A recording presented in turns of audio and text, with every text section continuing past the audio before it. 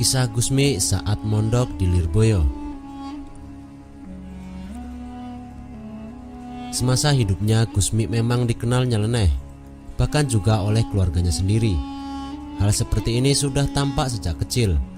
Ketika masih mondok di Lirboyo, Gusmi dititipkan kepada Kiai Haji Makhrus Ali.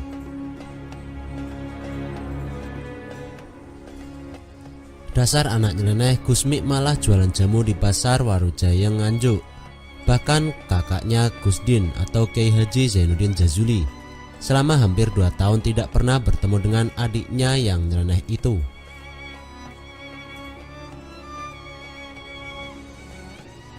Gusmi sejak kecil adalah pribadi yang sangat halus dan lembut, cerminan kehalusan dan kelembutan hatinya. Tutur kata dan tingkah lakunya penuh kesopanan dan mengagumkan, membuat siapa saja yang berada di dekatnya merasa teduh, tenang dan damai.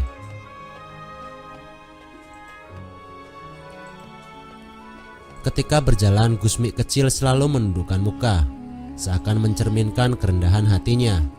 Langkahnya pelan, penuh kehati-hatian dan ketenangan, membuat orang yang melihatnya terpukau dalam keanggunan dan keheningan perilakunya.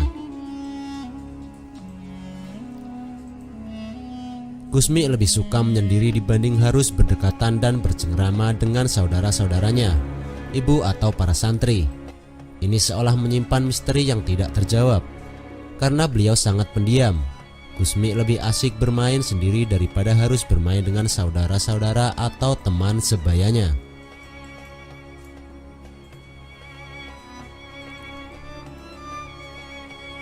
Gusmi kecil memiliki hobi yang bisa dibilang aneh.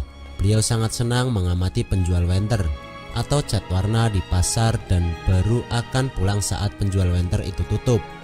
Yang kemudian di rumah beliau menirukan gaya penjual wenter sambil berteriak-teriak. Gusmi juga sangat senang melihat orang memancing di belakang pondok. Para pemancing itu senang karena setiap ada Gusmi, ikan-ikan pada bergerombol. Selain itu, Gusmi kecil juga memiliki suara yang merdu, lebih menonjol dibanding saudaranya yang lain pada saat bersama-sama mengaji Al-Quran. Bacaannya fasih, mendayu-dayu, dan mampu menyejukkan hati pendengarnya.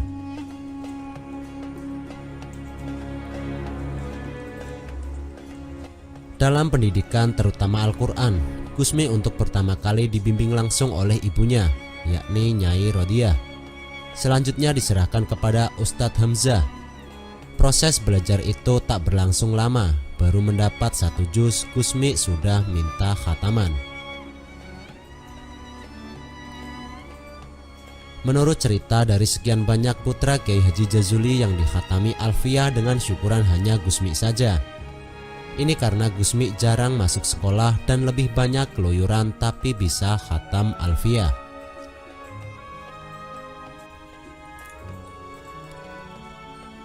Tentunya ini sesuatu yang luar biasa. Selain juga untuk memotivasi Gusmi agar lebih giat lagi.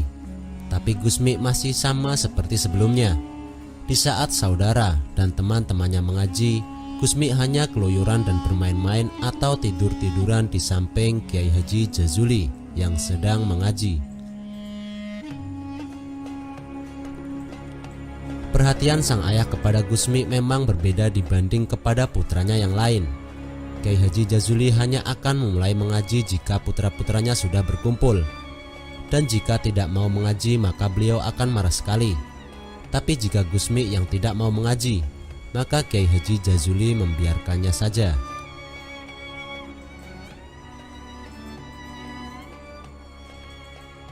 Pernah suatu ketika Gusmi disuruh mengaji oleh sang ayah. Tapi Gusmi hanya memanggul kitabnya dan mengelilingi Kiai Haji Jazuli sebanyak 3 kali. Kemudian beliau mengatakan bahwa dirinya telah mempelajarinya, lalu pergi. Melihat tingkah Gusmi itu, Kiai Haji Jazuli hanya diam dan tersenyum.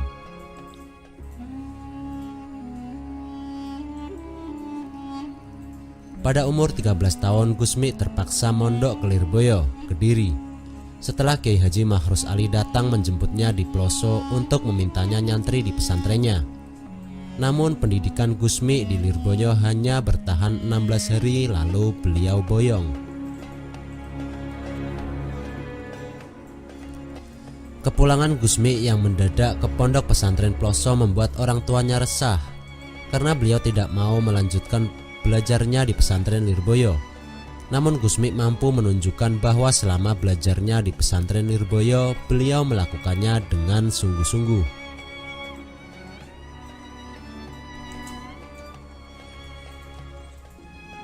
Beliau buktikan kepada orang tuanya dengan cara menggantikan semua jadwal pengajian yang biasa diasuh oleh abahnya di Ploso, seperti kitab Fathul Qorib, kitab fikih tingkat dasar, Fathul Mu'in, kitab fikih tingkat menengah, Jam'ul Jawami, kitab usul fikih tingkat menengah, Sahih Bukhari, Sahih Muslim, Tafsir Jalalain, Iqna, kitab fikih penjabaran dari Fathul Qorib, Ihya Ulumuddin, kitab tasawuf. Pada titik ini orang tuanya mengakui adanya karomah atau kelebihan kewalian pada sosok anaknya. Setelah menunjukkan kemampuannya kepada orang tuanya, beberapa bulan kemudian Gusmi memutuskan untuk belajar lagi di pesantren Lirboyo. Di pesantren tersebut beliau cukup rajin dalam mengikuti pengajian.